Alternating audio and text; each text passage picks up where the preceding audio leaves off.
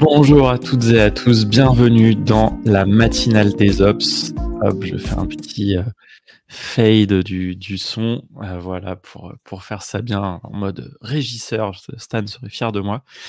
Et je vous dis bonjour, merci à Céline et à Xavier d'être là dès le début, Martial aussi, et ben même Stan. Bah dis donc, putain, qu'est-ce qui s'est passé? Florian, ouh là, attends, vous êtes nombreux, ça va mettre la pression. En plus, j'ai pas préparé grand-chose. Non, je plaisante, j'ai préparé un petit peu. Et bah, écoutez, ça me fait très plaisir. Alors, je suis un peu enrhumé, donc je vais essayer de pas trop renifler. Salut Bertrand aussi.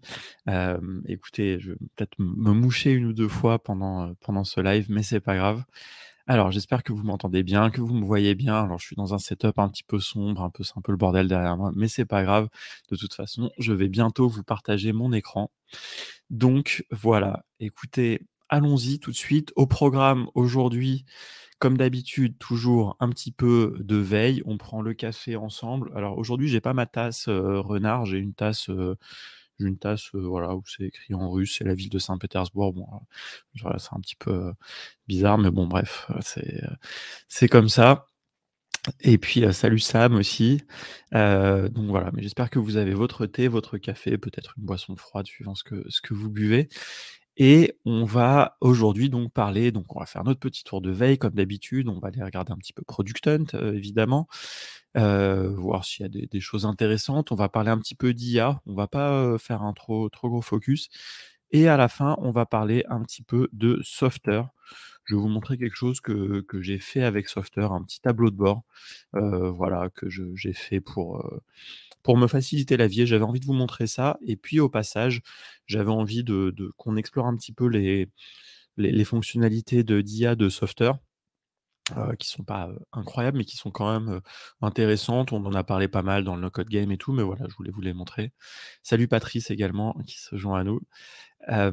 Voilà, donc ça, c'est le programme du jour. Allons-y tout de suite.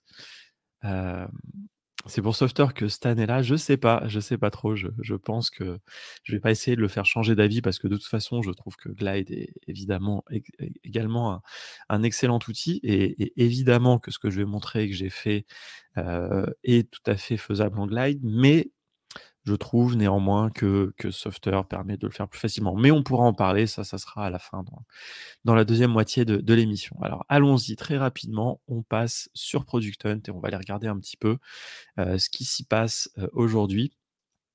Si vous avez repéré des choses dont vous voulez parler au cours de l'émission, n'hésitez pas à me les partager dès maintenant. Ah, il fallait une raison pour que Stan se lève évidemment à cette heure très très matinale pour lui.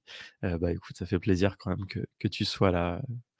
Alors, attendez, alors je vais passer mon écran en bas. Hop, comme ça je peux continuer à voir. Alors, bon écoutez, je sais pas si vous voyez quelque chose d'intéressant. Donc de l'IA, hein, évidemment dans les 5 premiers. Alors là, c'est toujours le petit, Mondé qui est toujours, en promotion. Est-ce qu'il y en a parmi vous qui utilisent Monday ou Asana ou ClickUp, qui sont 3 outils, de gestion de projet, hem, qui sont assez connus et qui, j'ai l'impression, ont été un petit peu, quand même, supplantés par Notion. Mais je ne sais pas si c'est vrai ou pas. En tout cas, j'avais lu, je crois que j'en ai déjà parlé, j'avais lu récemment un article très intéressant d'un des cofondateurs de Basecamp qui disait que Asana, Monday, et cetera, étaient des outils qui avaient levé beaucoup d'argent, mais qui étaient toujours pas rentables après, 5 ou 10 ans d'existence. Et je me demande vraiment ce que ces outils vont devenir, parce que j'ai l'impression qu'ils sont en train de courir un peu après des outils comme Notion ou Airtable qui sont beaucoup plus flexibles. Ils rajoutent de l'automatisation, des choses comme ça dedans, donc je sais pas. Mais après, moi, je ne leur souhaite que du bien, évidemment. Alors ça m'a beaucoup aimé Asana. Non, mais je pense que ce sont des très bons outils, et évidemment, je suis pas en train de dire, hein, qu'il faut utiliser Notion ou Airtable et tout le temps, réinventer la roue. Néanmoins, je sais pas, je me pose la question parce qu'en fait, au fur et à mesure que je vois dans mon dé Asana des fonctionnalités qui viennent de Airtable ou Notion, s'ajouter, je me pose la question. Ouais. Oui, je sais que oui, effectivement, on m'avait dit que chez J. Smack, il y avait un grand projet de passer plutôt de Monday à Airtable. Monday, ouais. Alors, continuons, qu'est-ce qu'on a? Alors il y a pas mal de je vois souvent passer des petits outils comme ça qui permettent de récupérer, de trouver des recettes de cuisine à part des ingrédients qu'on a dans son frigo. Je trouve ça intéressant, c'est un des use cases d'ailleurs de ChatGPT que j'ai vu, revenir, fréquemment. Et c'est intéressant, ça me fait penser à un épisode de Génération Do It Yourself que j'ai écouté, ou que j'ai commencé à écouter, ce week-end, avec la fondatrice même je crois, de Too Good To Go, qui est un projet, autour de la récupération pour économiser des repas et cetera. Et je trouve ça assez intéressant cette logique, de d'essayer enfin, on sort complètement du sujet du no-code, hein, mais je trouve ça intéressant d'essayer de gaspiller moins. Et donc si, des intelligences artificielles ou des applis peuvent nous aider à ça, je trouve que c'est intéressant. Voilà, mais je vous invite à écouter cet épisode qui était très intéressant, même si, je trouve que des fois, Génération du Surself, c'est un peu trop, start-upper, à mon goût. Mais là, en l'occurrence, bon, on parle d'un projet à impact et tout, donc c'est assez cool. On continue. Un plugin pour Bubble. Non, un plugin pour Stripe, pardon. J'ai été trop vite. Ah si, non, c'est un plugin pour les apps Bubble. Le nom est très bizarre. C'est bien de temps en temps, hein, de voir aussi quand même cet, écosystème, no code. Heu, alors bon, vraiment, là, on commence à voir, je trouve, des trucs qui sont vraiment, pas intéressants. Surtout moi, dès que je vois un numéro, je sais pas pour vous, mais dès que je vois un numéro au début de la description dans Product Hunt, j'ai l'impression qu'on part, je vais même pas cliquer dessus parce qu'en fait, on a rien à foutre. Mais voilà, des résumés, des CV de gens connus générés avec une intelligence artificielle. Mais en fait, ça, c'est pas un produit. C'est pas un produit, franchement. Je veux dire, à un moment, c'est bon, bref, on va pas. Voilà, un entraîneur de MMA, généré par intelligence artificielle, pourquoi pas? C'est important, c'est bien, il faut faire du sport. Du MMA, pourquoi pas? C'est très complet. Heu, Allez, salut Stan, bon courage pour ton cours. Et bravo à Florian, pour tous ces repas, sauvés, avec Too Good To Go. Bon, bah, écoutez, je j'ai rien vu de bien intéressant. Un tracker d'habitude alors je vais faire un petit spoiler, mais c'est le sujet du challenge, qui va sortir cette semaine dans le cercle des ops. Voilà, donc c'est un petit spoiler, mais donc c'est marrant parce qu'on en voit évidemment passer un peu toutes les semaines, hein, des trackers d'habitude. J'ai dû dire la même chose d'ailleurs la semaine dernière. Voilà, donc ça m'a inspiré pour faire un petit exercice autour des bases de données, de l'automatisation évidemment, hein, le cercle des ops, hein, c'est toujours de ça. Donc effectivement, hein, c'est vraiment à peu près le 40 millième. Et moi je me suis dit que dans le cercle des ops, bah, on allait faire le 40 millionième. Voilà. Hem, alors ça c'est bon, on va faire maintenant du Nike, a fait un deal avec Netflix pour, vous puissiez streamer des cours de sport, des choses comme ça, donc pourquoi pas. Hem, des chaussures. Alors j'aime bien parce qu'en fait, on n'en voit plus beaucoup des chaussures, il y a plus beaucoup de produits physiques sur Product Hunt, mais ça a toujours été quand même, un truc qu'on voyait régulièrement, voilà, les produits physiques. Donc là, c'est des chaussures, un peu, ouais, ça existe depuis les années 80. Je sais pas si vous vous souvenez, il y avait pour les enfants, quand on était petit, il y avait des rollers comme ça, qui étaient un peu genre orange et bleu avec des couleurs un peu fluo, qui s'attachaient par-dessus les baskets.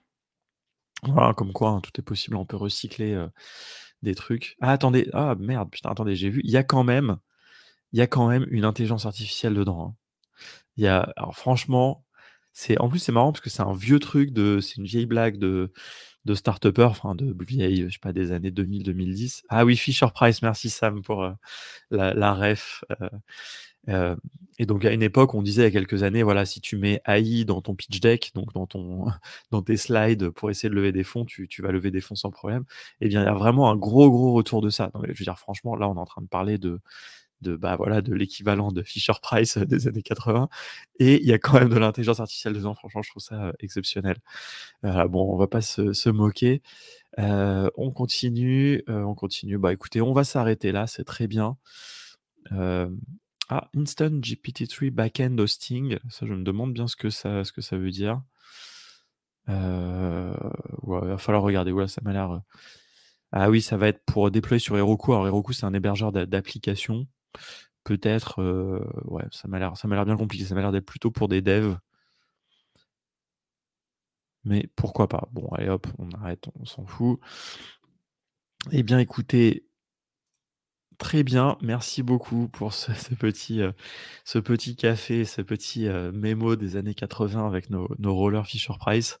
Moi, j'avoue, j'en ai jamais eu. J'ai eu des vrais rollers, mais les Fisher-Price m'avaient toujours un peu fait rêver parce que je trouvais ça assez, ouf, le côté, tu le mets ça par-dessus tes baskets, donc en plus, tu pouvais avoir le style de tes baskets. Si tu avais des baskets sympas, bah, tu pouvais avoir le style de tes baskets et en plus, bah, voilà, rouler avec. Après, il y a eu un autre truc qui a fait, là, je pars complètement en vrille un petit peu à la manière de Stan dans ses lives, mais évidemment, il m'inspire beaucoup. Heu, il y avait eu aussi, et ça, c'est beaucoup plus récent, ça, j'étais déjà adulte, mais les enfants qui ont des petites roulettes sous leurs, baskets. Je sais pas si vous avez déjà vu ça? Et en fait, ils peuvent choisir de marcher normalement ou alors de passer sur la roulette. Je crois qu'il y a une roulette sur l'arrière, en fait, et tu peux rouler comme ça. Ça, j'ai toujours trouvé ça assez rigolo. Ça, je sais pas, j'ai pas la ref, je sais pas comment ça s'appelle. Peut-être que les gens qui ont des enfants, ils s'y connaissent, ça, mais voilà. Donc je crois pas qu'il y avait d'intelligence artificielle non plus dessus, voilà. Écoutez, on est parti, on enchaîne quand même. Maintenant, on va passer, sur notre veille, hein, c'est bien de regarder un petit peu les produits. Allons voir sur nos outils des ops, parce qu'on est quand même dans la matinale des ops, les opérations, la création des systèmes d'opération pour les entreprises, pour les particuliers, pour tout le monde, pour vos équipes. On y va. Alors, Aldebert, alors je sais pas qui est Aldebert, j'avoue, j'ai pas la ref, non plus, mais ah oui, alors il y avait aussi les vrais baskets en mode structure pour, enfin, vrai truc, pour, c'est un chanteur, OK, j'avoue, j'ai pas la référence, désolé, je suis pas très bon en musique, je l'avoue, je le montre tout de suite. Alors attendez, on va passer, comme ça, peut-être ça va être mieux. Non, c'est pas du tout, comme ça plutôt, et puis on va enlever, non, on va rester comme ça, c'est le, non, putain, décidément, pardon, je suis grossier en plus maintenant. C'est quel est le je me souviens plus. Oui, voilà, c'est celui-là. Ah, c'est bon. Ah, c'était pour les enfants. Oui, bah, d'accord, c'est pour ça que j'ai pas la ref. Alors, au niveau d'Airtable, on y va. Qui Airtable, donc toujours pas de nouveauté au niveau de cette page. Au niveau de leur blog For the Record, hem, est-ce que les outils SaaS vous distraient du vrai travail? Intéressant, je le lirai franchement, pourquoi pas? Un vaste débat. Ça peut être intéressant puisqu'on aurait tendance à dire que les outils no code nous aident dans notre travail, mais est-ce que je vois le point, peut-être qu'effectivement, est-ce qu'on passe trop de temps à aller dans les outils, à faire des choses au lieu de vraiment, travailler? Alors ça, c'est assez intéressant, heu, d'utiliser, ça, c'est un article qui est assez intéressant que j'avais vu, je vous invite à lire, je vais vous mettre le lien d'ailleurs. Hop,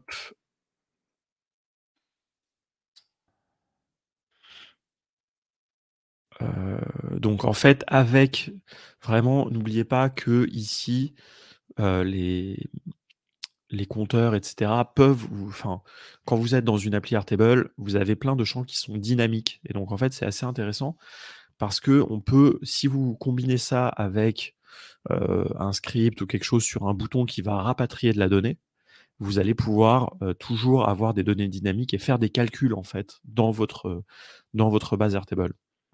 Donc voilà, et en fait, ça, c'est en conjonction avec le bouton, donc le champ bouton qui vous permet de récupérer des informations, alors soit avec des scripts, soit en ouvrant des docs, des choses comme ça. Alors ça peut être un usage un petit peu plus avancé, mais ça, n'hésitez pas à regarder ça.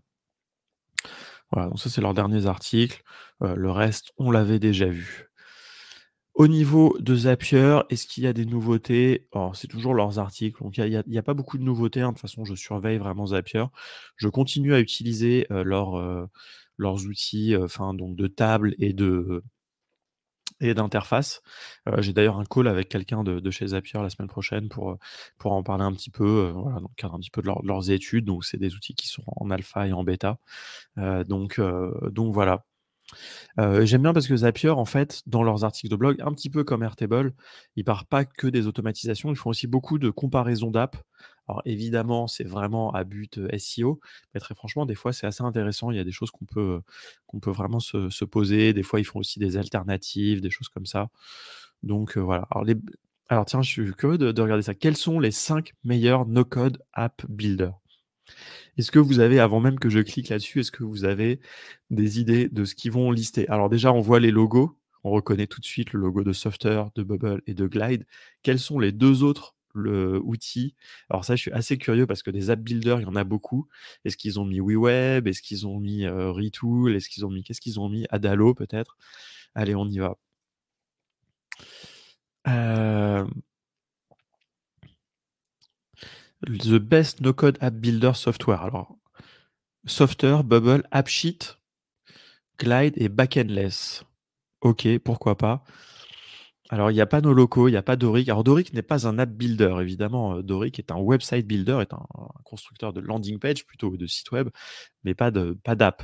Même si, évidemment, on peut connecter quand même Doric à Airtable, hein, mais voilà. Mais donc, alors AppSheet, très franchement, alors j'ai un petit, alors je sais pas si c'est Stan, alors ça aurait pu être Stan puisqu'il a fait Glide, mais ça m'étonnerait parce que Stan, je pense, n'aime pas du tout ou ne connaît pas ou ne reconnaît aucun intérêt à AppSheet.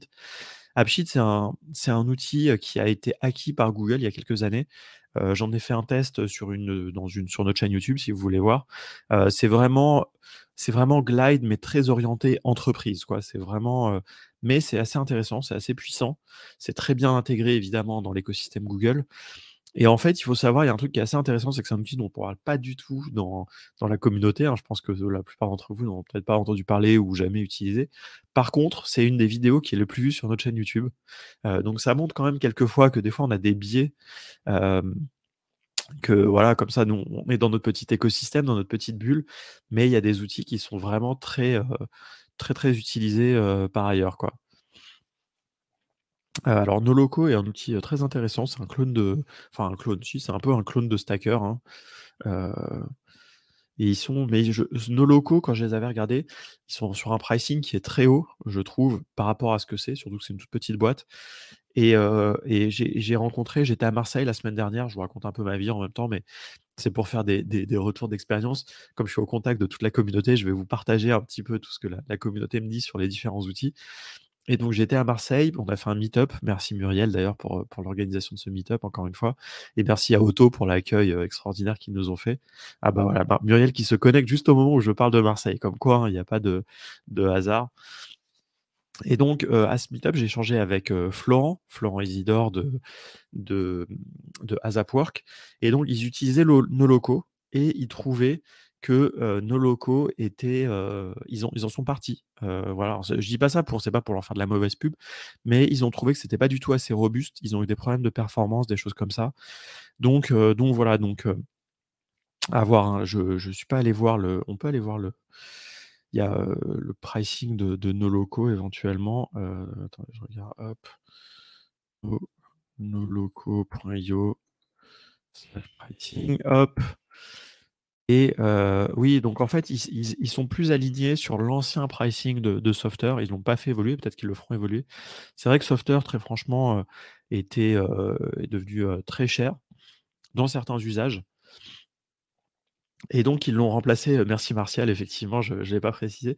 Ils l'ont remplacé par JetAdmin, et Xano, donc ils ont évolué sur une stack un peu plus robuste.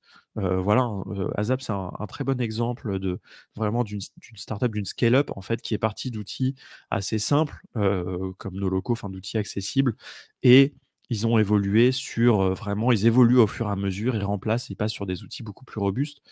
On parle de, JetAdmin, qui est ici, voilà. Qui est un clone de Retool, en fait, JetAdmin. Je dis clone, c'est pas très sympa, mais parce qu'ils se sont créés après. Mais c'est vraiment, mais donc on est vraiment dans la même logique, hein, vraiment outil interne que Noloco, que Stacker, effectivement. Heu, voilà, hop, et il me semblait et donc c'est l'occasion de vérifier, mais il me semblait que JetAdmin était open source, mais en fait, non. Heu, non, attendez, GitHub, non, JetBridge, attendez, JetAdmin.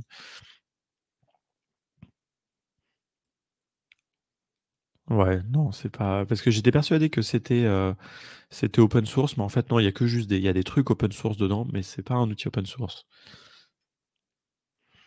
Donc voilà, donc JetAdmin, c'est vraiment, c'est un outil très flexible, voilà, pardon, je scrolle un peu vite, désolé, mais c'est vraiment dans la logique de Retool. Si vous ne connaissez pas Retool, c'est vraiment la même chose, mais en fait, ce qu'il faut savoir avec ces outils-là, ah oui, c'est AppSmith, pardon, merci Xavier d'être mon 2e cerveau. Heu, Vraiment, oui, oui, non, je confonds, il y a app dedans, mais un peu la même logique.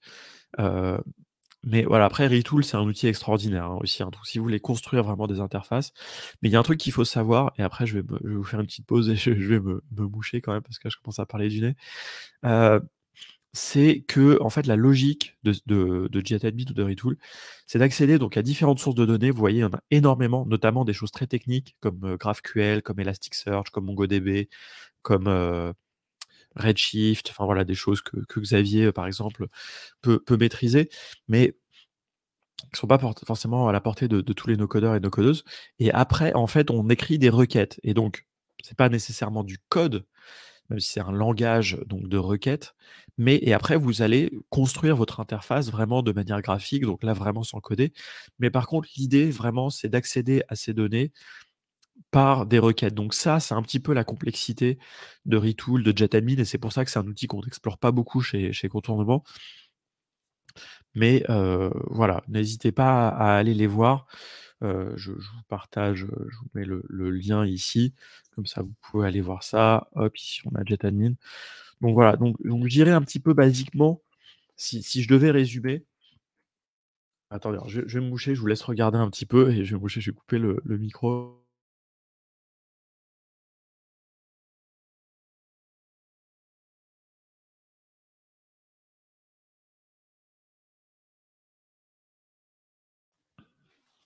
Donc un petit peu basiquement et ça fera un petit peu la transition après avec notre sujet, un petit peu notre petit focus sur Software, mais que quand vous voulez créer un front avec, attendez, je vais enlever, l'écran pour l'instant. Si vous voulez créer un front pour exploiter des données que vous avez par exemple dans Airtable, eh bien vous allez pouvoir utiliser des outils qui vont être très accessibles, comme Software qui est je pense le plus accessible, peut-être aussi quelque part le moins puissant.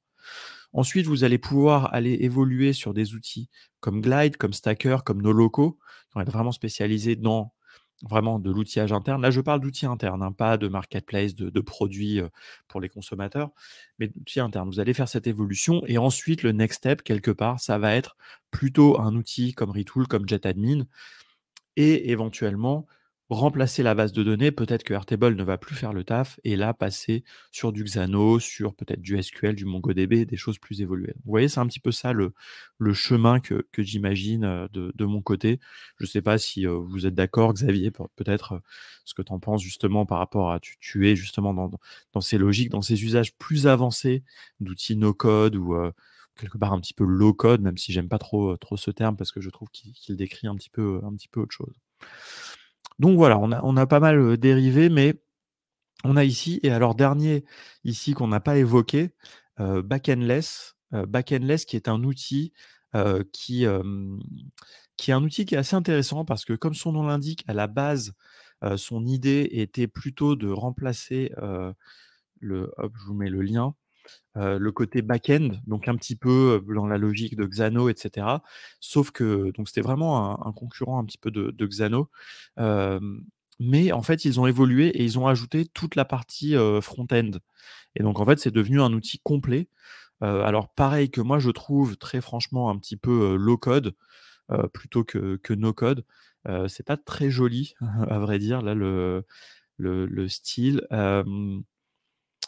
Qu'est-ce que qui, il n'y a pas de spécificité vraiment à ça. Je suis un peu surpris de le voir, listé, dans cette liste de 5 outils.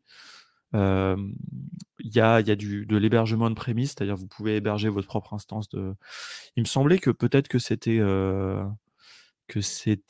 donc cloud, manage, ouais, non, il me semblait que c'était peut-être open source, mais non, donc voilà, assez peu d'intérêt. Seul truc à noter dans Backendless, non, Backendless, c'est vraiment un app builder, hein. Mais c'est un app builder qui fait et le back et le front, un petit peu comme Bubble. À la différence de JetAdmin ou Retool dont on parlait avant, qui ne font que le front, là, il y a aussi le back, c'est-à-dire la base de données et potentiellement des backends. Et donc, il y a une petite spécificité, comme vous le voyez sur cette capture d'écran, c'est que vous pouvez ici, je ne sais pas si on peut voir mieux l'image, euh, c'est que c'est de la programmation par bloc, comme dans Scratch, comme dans App Inventor. Donc ça parlera à Florian, on en a un petit peu parlé dans notre livre. Voilà, c'est un paradigme de programmation visuelle que je trouve à la fois hyper intéressant, hyper pédagogique et en même temps qui est, je trouve, un petit peu, je vais dire démodé, c'est pas un mot très sympa, mais c'est parce qu'en fait, on voit qu'il y a des bien meilleures manières, je trouve, hein, ça n'engage que moi ce que je vais dire, mais de faire de la programmation visuelle. Pour ça, je donnerai l'exemple de Glide, qui est un moteur de workflow extrêmement intéressant. Et donc, voilà, donc ça, c'est vraiment la manière de faire c'est très pédagogique pour apprendre à programmer, c'est génial. C'est dans Scratch, c'est dans Thunkable aussi, comme dit Florian. Mais très franchement, je trouve qu'aujourd'hui, beaucoup d'outils no-code de nouvelle génération, comme Glide, hein, je reprends cet exemple, proposent des choses beaucoup plus intéressantes, beaucoup plus visuelles. WeWeb aussi, un moteur de programmation logique front-end extrêmement bien fait, vraiment avec en fait des fils, voilà. Et puis sinon après on a évidemment Make ou alors N8N aussi que je trouve très intéressant, donc vraiment de la programmation nodale. Et quand on a un if par exemple, on a un bloc et puis il y a deux branches, alors que là c'est une notion d'imbrication qui est à la fois extrêmement intéressante parce qu'elle représente vraiment ce qu'est le code, et en même temps, je trouve que visuellement, c'est un petit peu plus dur à appréhender quand on ne sait pas programmer. Voilà, ça n'engage que moi, ça c'était ma petite tirade sur la programmation visuelle, mais ça, je trouve que c'est quelque chose qui est quand même assez notable. N'hésitez pas à investiguer ça. Je vais pas aller forcément, allez, si je vais aller essayer de quand même de chercher dans Glide pour vous montrer. Euh, alors glide.com n'est pas, le site, évidemment de Glide, pardon, j'ai tapé un peu vite. J'aimerais bien vous montrer ici le moteur de workflow. Heu, Où est-ce qu'il est? C'est dommage voilà, les custom actions, voilà. Ça, je trouve ça absolument génial. Regardez, Stan sera content, même c'est dommage, il est en train de donner ses cours peut-être sur Glide. Mais voilà, et donc là, en fait, on fait de la programmation, vous voyez? Donc en fait, quelque part, au lieu d'imbriquer, vous voyez là, ça y est, la branche qui a été tirée, et donc voilà, ça, c'est vraiment aussi, je trouve, visuellement une bien meilleure manière de représenter la programmation. Alors merci Ago pour ta question. Je vais l'afficher d'ailleurs, très rapidement. C'est une très bonne question. C'est une question qui, je pense, est très dure à répondre, hem, parce que je pense que tout, ce n'est pas il y a pas de réponse absolue à ça. Ce que je dirais, c'est qu'effectivement, on a l'impression, on observe, et là je vais me placer plus en tant qu'observateur et vraiment qu'en tant que technicien, mais j'observe dans l'évolution des startups et des sociétés qui utilisent des outils no-code qu'un certain nombre qui ont commencé par exemple sur Bubble ou même sur des outils encore moins puissants, vont commencer à évoluer sur des stacks où ils vont découpler le back et le front. Par exemple, donc il y a l'exemple de Prelo, je vous invite à écouter, hein, le podcast que j'ai fait avec eux, ou ce que je disais tout à l'heure sur ASAPwork. Et donc très franchement, très souvent, j'ai l'impression qu'on gagne en performance, et je pense que la raison oui, je pense qu'il y a une raison assez logique, et donc je pense pas que ce soit un truc absolu, mais donc Bubble, qui est un outil extrêmement puissant, a des performances, je pense, qui peuvent souffrir un petit peu du fait qu'ils doivent à la fois développer une interface pour gérer le front et une interface pour gérer le back. Donc au-delà du fait que c'est un outil qui existe depuis un moment, donc ils ont un petit peu des problèmes de performance, peut-être de dette technique, je sais pas. Mais en fait, si tu as un outil qui se concentre que sur le front et un autre outil qui se concentre que sur le back, on peut imaginer qu'ils vont mieux traiter les performances. Donc moi, j'aurais tendance à dire que oui, quand on découple, eh bien, on va obtenir des performances plus importantes. Et donc, par exemple, utiliser, je pense, WeWeb et Xano, par exemple, de manière découplée, va donner des meilleures performances en front, parce que WeWeb, les gens de chez WeWeb font tout ce qu'ils peuvent pour faire que leur front soit performant. Et par contre, chez Xano, et ça, on le sait, ça a été vu maintenant, hein, on peut gérer des millions de lignes en base de données. Et donc, eux, voilà, ils ne font que se concentrer sur le back. Et que tout ça communique entre API. Et donc, voilà, et les API, bah, ça, c'est quelque chose de robuste, de standardisé. Donc voilà, ça, c'est un petit peu, en termes d'architecture, très franchement, c'est ce qu'on observe et c'est un petit peu la discussion qui suit ce qu'on évoquait tout à l'heure avec Retool, avec JetAdmin, etc. C'est voilà, c'est ce découplage, même si, merci tout à l'heure, hein, Xavier a évoqué le fait que Retool sortait sa base de données. On l'a vu, hein, Retool, il sort sa base de données. Je crois qu'ils préparent aussi ils ont aussi des workflows. Donc, en fait, Retool, ils deviennent un petit peu un outil all-in-one. Et c'est intéressant parce que, du coup, est-ce que ça va leur poser des problèmes de performance puisqu'ils, du coup, ils deviennent un petit peu comme Bubble. Donc ça, je sais pas, c'est l'avenir qui nous le dira. Mais en tout cas, on observe aussi beaucoup d'outils. Ils ont toujours un petit peu ce concept de cette trinité que j'évoque régulièrement, où d'abord, un outil fait donc, pour faire une application, là, on parle d'app builder, hein, donc pour faire une application, il faut une base de données, de la logique et une interface. Donc on avait Airtable, par exemple, qui faisait que de la base de données. Ils ont ajouté de la logique avec les automatisations et ils ont ajouté des interfaces avec leur outil d'interface. Et donc là, Retool, c'est un petit peu le même move. Ils faisaient que des interfaces et puis ils ont ajouté des workflows et ils ajoutent aussi une base de données. Donc voilà, donc ça va un petit peu. Moi, j'ai tendance à croire beaucoup à cette architecture modulaire et au découplage, comme on dit, et pas le découplage dans l'écologie et le développement durable, hein, évidemment, mais le découplage vraiment du back et du front. Mais certains outils font le chemin inverse, Zapier également, Webflow également. Donc voilà. Alors, il y a eu plusieurs commentaires. Alors, la multiplication des abonnements que nous évoque Céline, c'est vrai, c'est vrai. Néanmoins, quand on se place dans un contexte professionnel, dans un contexte de start-up comme Prelo, etc., je ne pense pas que ça soit forcément quelque chose à prendre en compte. Évidemment, pour un maker indépendant, etc., oui, là, c'est un des impacts de prix. Mais très franchement, quand on est sur des hauts niveaux de performance, payer WeWeb plus Xano, à mon avis, est relativement équivalent à payer Bubble tout seul, puisqu'on devrait être sur des plans avancés de Bubble. Là, je m'avance un petit peu peut-être mais je pense qu'on arrive sur des ordres de prix de toute façon, où de toute façon, ce qui est important, c'est la performance, parce qu'il y a du trafic, etc. De toute façon, dites-vous bien un truc, hein, très simple, hein, c'est que si vous n'avez pas de problème de performance, c'est probablement que juste vous n'avez pas beaucoup de trafic, vous n'avez pas beaucoup. Donc voilà. Mais après, ça dépend du contexte, hein. Donc mais c'est vrai, c'est vrai que bah, on paye plusieurs abonnements. Donc ça, c'est à étudier. Après, au niveau des risques, c'est intéressant. On réduit quelque part on je sais pas, est-ce que une architecture monolithique, donc utiliser Bubble, réduit les risques, ou est-ce qu'on réduit les risques en découplant? Ça, je sais pas, c'est assez intéressant.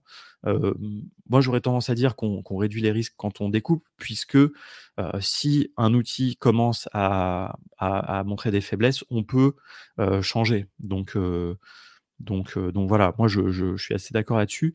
Mais néanmoins, il faut quand même être conscient qu'on rajoute des points de failure, comme on dit en anglais, le mot m'échappe, mais d'échecs, de problèmes. C'est-à-dire que bon, quand on a un site sur Bubble, s'il y a un problème avec Bubble, bah, tout est impacté potentiellement.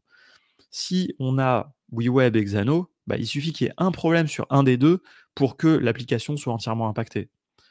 Donc, il y a quelque part ce risque-là. Par contre, on peut imaginer que c'est toujours pareil, hein, c'est-à-dire qu'il y a des outils qui sont plus spécialisés, et ben, tu as toute une équipe derrière qui fait en sorte que l'outil soit stable et tout. Mais l'avantage, c'est que s'il y avait un gros problème, par exemple sur Xano, et ben, on peut passer à Supabase. Alors évidemment, on passe pas comme ça du jour au lendemain, mais voilà. Bon, écoutez, je vous propose qu'on s'arrête là sur ce sujet, et puis qu'on passe, en fait, on va continuer sur ce sujet finalement parce qu'on va passer à Softer. Hem, attendez, avant de passer à Softer, bon, ça ferait une bonne transition, mais bon, quand même, on va suivre un petit peu le déroulé de cette émission, hein, parce qu'il y a un déroulé, il y a un conducteur, comme on dit dans le métier, hein, c'est un truc professionnel ici, on n'est pas non plus.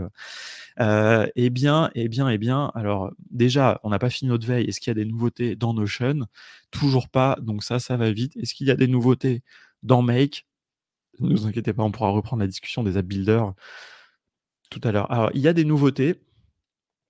il y a des nouveautés qui sont les custom functions, dont Lilian m'a parlé hier, qui était très excité sur ce sujet. Alors, a priori, c'est disponible que pour les plans entreprises, si je dis pas de bêtises. Alors, c'est pas marqué là, mais c'est ce qu'il m'a dit. Mais les custom functions, ça, c'est extrêmement intéressant. Peut-être, Céline, tu pourras nous confirmer si c'est que pour les entreprises ou pas. Mais ça permet d'ajouter du JavaScript dans Make.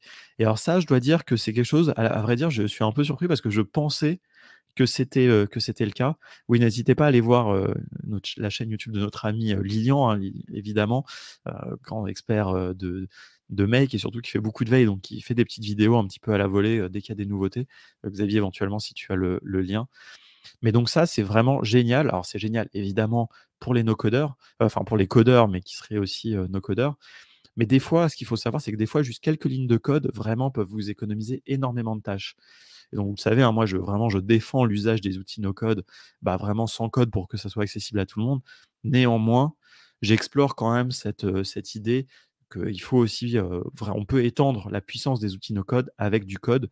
C'est le cas, par exemple, avec les scripts d'Airtable, je trouve assez génial. Et donc là, le fait qu'ils ajoutent ça dans Make, très franchement, je trouve ça très intéressant. Salut Olivier. Donc voilà, vraiment, ça, c'est une super news. C'est quelque chose qui était déjà dans Zapier depuis un moment. On peut mettre du Python et du JavaScript dans Zapier. Et très franchement, c'est extrêmement intéressant. C'est vraiment très, très simple. Vous ajoutez un bloc, vous mettez quelques lignes. Et moi, honnêtement, j'écris jamais vraiment des longues lignes de code, mais des fois, juste une fonction. Et donc là, c'est un deuxième niveau hein, que ce que je dis. Hein. D'ailleurs, c'est quand même beaucoup plus intéressant que dans Zapier, quelque part. Donc comme quoi, hein, des fois, il vaut mieux attendre un peu avant de faire une fonctionnalité, mais bien la faire. C'est que là, vous allez écrire des fonctions, mais vous allez pouvoir les utiliser à l'intérieur des modules, des différents modules de Make. Donc ça, c'est vraiment génial. Et salut Jess, bienvenue sur le stream. Donc voilà.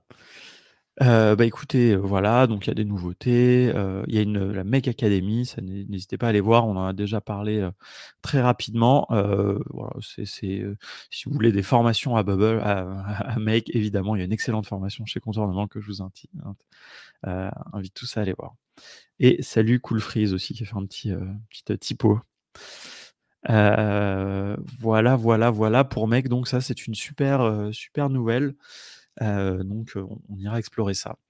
On va passer très rapidement sur ça, je vous le montrerai une autre fois, ça c'était un petit truc d'IA et je voulais simplement vous montrer un petit truc. D'ailleurs, c'est bien qu'Olivier soit là, ça lui fera un petit teasing pour le challenge de cette semaine pour le cercle des ops.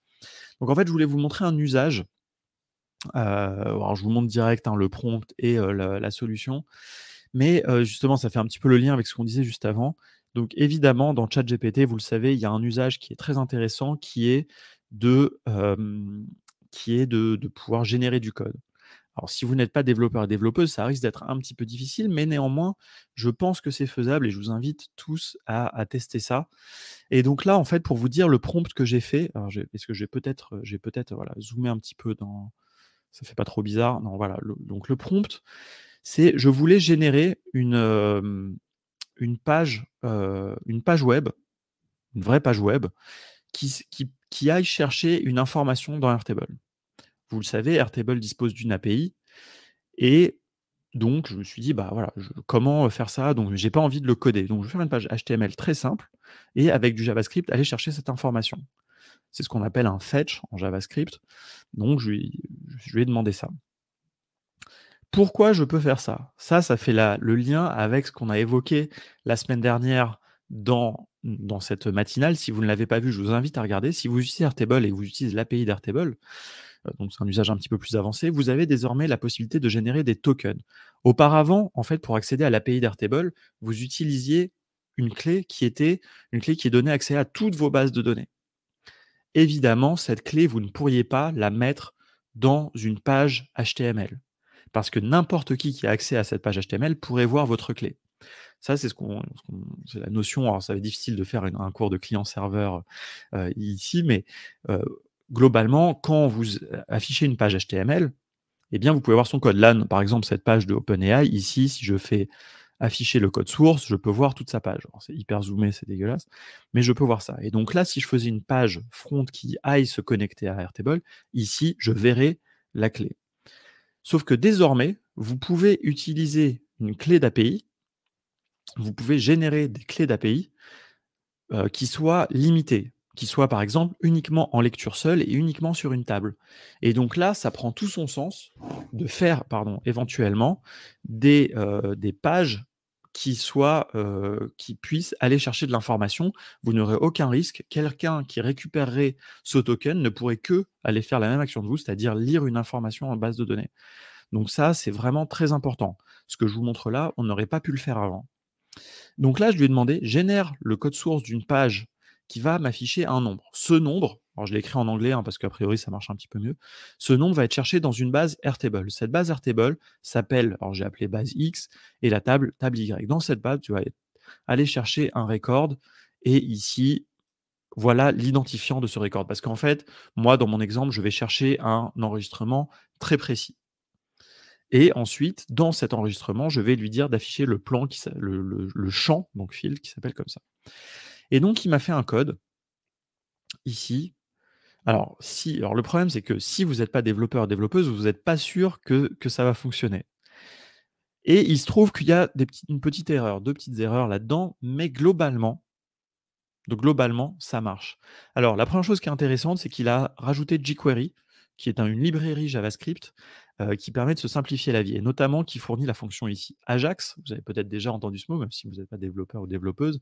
Ça a été une grande révolution, dans les années, entre 2000 et 2010.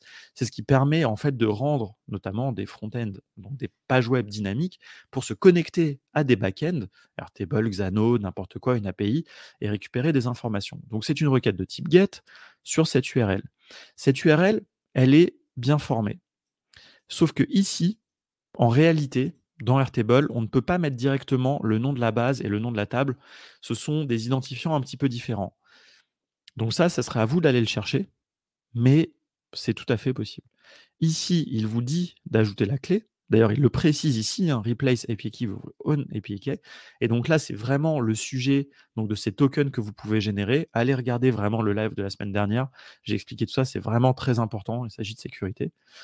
Et ensuite, si il arrive bien à récupérer les informations, eh bien, il va venir aller modifier le contenu de la balise dont l'identifiant est number et il va mettre le résultat ici et donc il accède bien au champ que je lui ai dit et il va le mettre.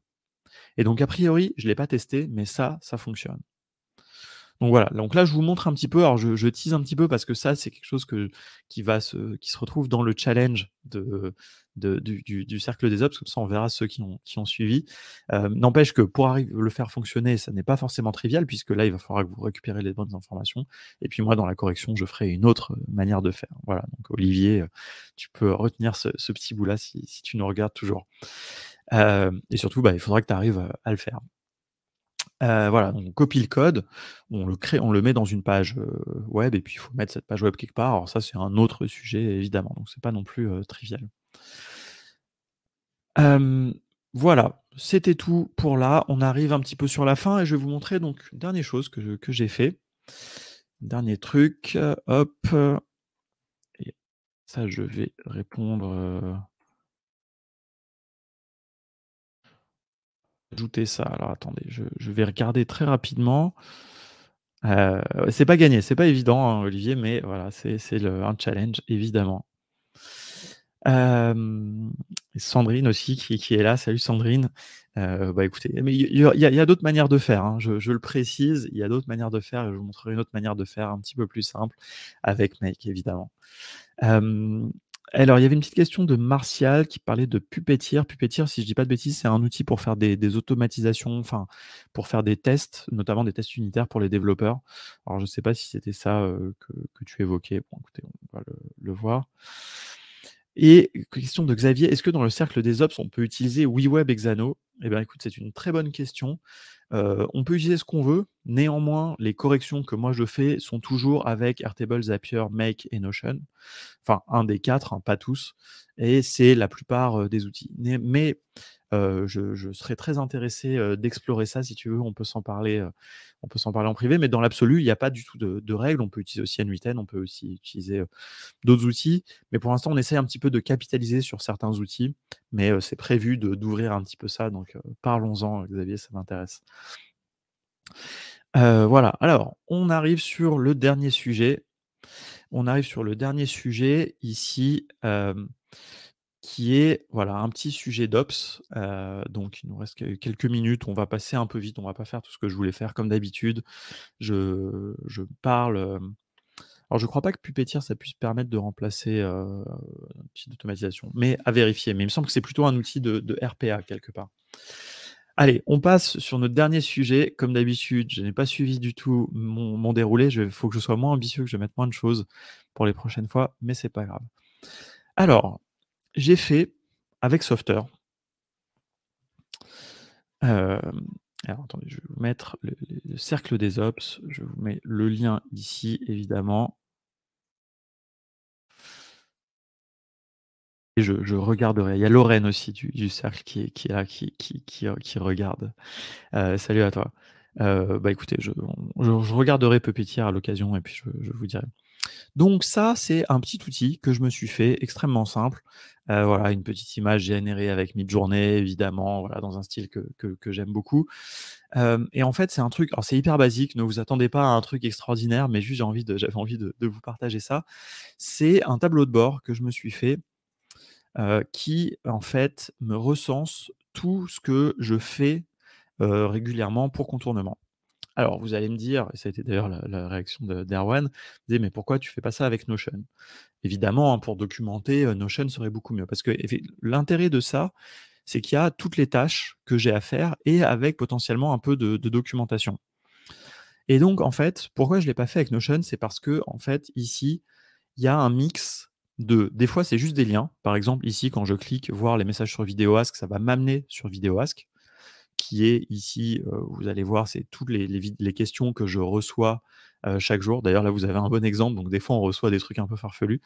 Voilà, mais donc tous les jours, on reçoit des vidéos Ask et on répond. Donc vidéo Ask, c'est un outil qui permet de nous poser des questions. C'est un petit bot, enfin, c'est pas un bot, justement, c'est une petite fenêtre qui est en bas. Vous me posez des questions et on répond en vidéo. Alors des fois, on a des questions bizarres, des fois, on a des questions, je voudrais faire ci ou ça avec, avec des outils no code, comment faire, quelles sont vos formations, enfin voilà, plein de choses. Donc voilà, donc des fois, c'est juste des liens et puis des fois, c'est vraiment, des outils et donc ça, pour ça, je vais vraiment m'appuyer sur Airtable. Donc par exemple, si je veux modifier une facture existante et bien là, je vais avoir un formulaire vraiment directement dans Software qui va envoyer une information dans un webhook et puis qui va faire des informations et donc comme ça, ici, je peux un petit peu documenter. Et l'intérêt de ça, en fait, c'est que si moi je suis en vacances, ça m'arrive de temps en temps, pas très souvent, mais de temps en temps, eh bien, le reste de l'équipe peut venir faire ces opérations. Donc c'est le but. C'est vraiment en cours, de réalisation, mais c'est vraiment, le but, c'est aussi un petit peu d'être remplaçable, de pouvoir transmettre. Donc vous voyez, à la fois, ça m'aide moi, mais ça aide les gens et donc c'est pour ça un petit peu que j'avais envie de vous partager ça. C'est parce que je vous invite vraiment à faire donc à documenter, première chose, ce que vous faites, vos process, hein. Là, on parle bien de process, hein. Tout ça, c'est des process. Évidemment, n'hésitez pas à regarder la formation de Xavier que l'on a fait ensemble sur les process, si c'est quelque chose que vous avez envie un petit peu de modéliser. Alors là, je suis pas allé jusqu'à les modéliser, mais vous voyez, donc par exemple, ici, associer les virements Stripe, donc toutes les semaines, je dois aller matcher les paiements que l'on a reçus avec les identifiants dans Stripe et donc ici, j'ai un retour dynamique. Alors là, je l'ai fait, hier, donc mais ici, j'ai le virement qui n'est pas traité. Les virements, je les récupère par ailleurs dans une base Airtable et ensuite, ici, j'ai mes virements. Je peux cliquer ici pour ouvrir mon virement dans Stripe et voir la liste des paiements et ici, je clique ici et j'ouvre la compta de l'autre côté et puis je fais matcher et vous voyez ici, eh bien, j'explique un peu le process. Donc tout ça est assez, rudimentaire, mais voilà, c'est vraiment un petit peu, l'idée, de tout ce de cet outil. Donc voilà et donc en fait, pour vous montrer très rapidement dans Software comment faire ça, donc évidemment, on peut faire ça, heu, donc c'est un espèce de micro intranet, hein. J'irai pas jusqu'à vraiment dire que c'est un logiciel d'entreprise, mais c'est un intranet et là, c'est vraiment adapté à moi, mais évidemment, on pourrait imaginer que, puisque j'ai fait un système de connexion, que Erwan ou Gaëtan aient des dashboards un petit peu différents. Ou alors qu'on fasse non pas par personne, mais plutôt par pôle et qu'on sépare le SAV, puisque potentiellement, par exemple, Gaëtan s'occupe de ça quand je suis en vacances. Donc voilà, c'est des choses qui pourraient être vraiment faites comme ça. Donc c'est un espèce de micro intranet très frugal comme on aime faire. Et donc ça, c'est une appli gratuite, hein, dans Software, hein, d'ailleurs, hein, je suis sur un workspace, qui n'est pas, payant et donc cette page, elle est ici et en fait, c'est surtout des liens vers des pages. Et ici, eh bien, vous voyez, si je viens ici dans la page associée au virement, bah, j'ai tout simplement des blocs de texte. Ici, j'ai une liste de data avec ici toute la configuration et puis ici, c'est un call to action. Donc vous voyez, j'utilise vraiment des éléments vraiment de base pour me construire mon petit dashboard et ce que j'aime bien et n'en déplaise aux fans, d'autres, outils, c'est que ça va hyper vite, quoi. Franchement, je veux dire tout ça, là, ce que je vous montre, je l'ai fait en 2 heures peut-être et encore, c'est parce que si c'était le temps de réfléchir. Mais par contre, je le fais très progressivement. Par exemple, il y a des pages, qui sont encore en mode, to do, quoi. Par exemple ici, voilà, là, c'est je me dis: «Bon, bah, il faut que je fasse ça». Je veux me faire une interface pour mieux traiter les commentaires qu'on reçoit sur nos formations. Parce que ça, on en reçoit, de plus en plus. On a la chance de vendre de plus en plus de formations, donc on reçoit beaucoup de commentaires. Et donc vraiment, j'essaye, j'en rate quelques-uns, je m'excuse, hein, d'ailleurs si certains d'entre vous ont posé des questions sur nos formations et que j'ai pas répondu, vraiment je m'en excuse. Des fois, on en a tellement, des fois que je rate un peu, mais ce que j'apprécie beaucoup, c'est que maintenant les gens se répondent entre eux et alors ça, c'est quelque chose, ça nous a mis, 2 ans à arriver à ça, mais ça, je trouve ça extraordinaire, donc merci beaucoup, pour ça. Alors, est-ce que j'aurais pu le faire avec Glide? Absolument, absolument. Ça aurait une tête un petit peu différente, ça serait probablement d'ailleurs un peu plus joli si je l'avais fait avec Glide. Mais il se trouve que j'utilise de moins en moins Glide et en fait et par contre, j'utilise beaucoup Software pour faire le cercle des ops et donc voilà, en fait, c'est vraiment une question d'usage. Mais très franchement, je pourrais faire tout ça avec Glide sans aucun problème. C'est juste que voilà, je suis vraiment tellement dans Software en ce moment que c'était beaucoup plus simple. J'aurais un petit peu buté sur certaines choses dans Glide. Hem, voilà et il y a un autre intérêt quand même qui est là, je dois le dire quand même, dans Software, c'est qu'on peut avoir plusieurs sources de données. Ici, si on ah non, attendez, on peut avoir plusieurs sources de données, et ça pourrait être intéressant parce que nous, on a plusieurs alors en fait, ici, j'ai une connexion Airtable un peu globale, mais je pourrais connecter d'autres choses. Alors que dans Glide, on peut se connecter qu'à une seule, base Airtable ou un seul workspace et donc ça, c'est un petit peu dommage. Donc voilà et donc il y a un dernier truc que je voulais vous montrer. Alors je vais pas avoir, vraiment, beaucoup de temps, mais si vous avez des questions, n'hésitez pas et je suis désolé effectivement, on n'a plus de CPF et ça je le regrette, tout autant que vous. Mais voilà, c'est, comme ça, hein, vous avez vu, toutes les arnaques qu'il y a autour du CPF et cetera. Évidemment, c'était pas une arnaque, mais je peux comprendre quelque part qu'ils ont été obligés de vraiment, de sévir sur les règles et cetera et donc voilà, nous, on faisait pas de trucs bizarres, mais juste on utilisait enfin, on passait par un prestataire par rapport à ça et donc ça n'est plus possible. Mais on y travaille dur, ça va nous prendre longtemps, mais un jour ça reviendra. Voilà, on est dans ces démarches, ça va nous prendre un moment, mais un jour ça reviendra, je peux vous l'assurer, mais n'attendez pas ce jour-là. Voilà, si jamais vous vouliez vraiment, faire du CPF, bah, dites-nous, on pourra s'arranger un petit peu sur les prix, par exemple. Voilà, je voulais vous montrer les fonctionnalités d'IA qu'il y a dans Software parce que je les trouve assez bien faites. Mais bon, non, il reste plus beaucoup de temps. On fera un focus la dernière fois. Allez, on va pas, faire les trucs à la va-vite. On prend le temps de faire les choses bien, ici, donc voilà, on arrive sur la fin de notre émission. Merci beaucoup d'avoir été là. Alors merci à Muriel, qui m'a précisé qu'il y avait un autre outil qui remplaçait VideoAsk. Alors je dois dire que par contre, je suis vraiment un grand, grand fan de VideoAsk, donc je pense pas que je changerai, d'ici là, d'autant que je trouve que c'est pas forcément très cher pour notre usage. Encore une fois, hein, nous, c'est un usage d'entreprise, donc voilà, on paye ça, à l'année. Je ne sais même pas vraiment combien, il me semble dans les 250 € par an. Très franchement, par rapport à l'effet waouh qu'on a avec VideoAsk, vraiment, j'en suis extrêmement satisfait, donc je ne changerai pas pour le prix. Par contre, il y a d'autres fonctionnalités. Encore, j'ai du mal à voir, on n'utilise même pas toutes les fonctionnalités de VideoAsk, donc pourquoi pas? Donc voilà, mais j'irai voir et bonne journée à toi, Sam. Donc voilà, on s'arrête là. Merci à vous. Très rapidement, n'oubliez pas que l'on a notre bootcamp, voilà, si vous voulez vous former, notre bootcamp d'1 mois avec nos amis d'Auto. Voilà, on travaille très dur en ce moment dessus, ça va être vraiment un super format, donc on a hâte, de voir ça. Rappelez-vous aussi, on l'a annoncé officiellement hier, on part à Barcelone une semaine fin avril, vous êtes tous les bienvenus. On va parler de no-code, pas que d'ops, voilà, au sens large. Donc voilà, n'hésitez pas à aller sur le site de la No Code House, soumettez le formulaire. Et puis, vous retrouverez tout à l'heure une très très jolie table ronde. Donc, soyez présents sur la chaîne Twitch de No Code France. Abonnez-vous pour avoir la notif. Et puis, vraiment, ça, c'est très important. Abonnez-vous et venez voir la table ronde. Voilà, donc ça va être une très belle table ronde.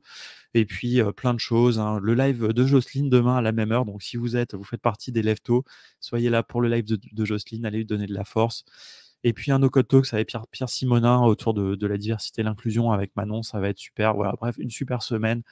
Restez là. Et puis moi, je vous dis merci, à très bientôt. Vous avez été très nombreux ce matin, c'est vraiment super, ça me fait très plaisir. Donc voilà, ça me donne la motivation pour me lever dès le matin. Bonne journée à vous tous et à vous toutes. Et je vous dis à très bientôt.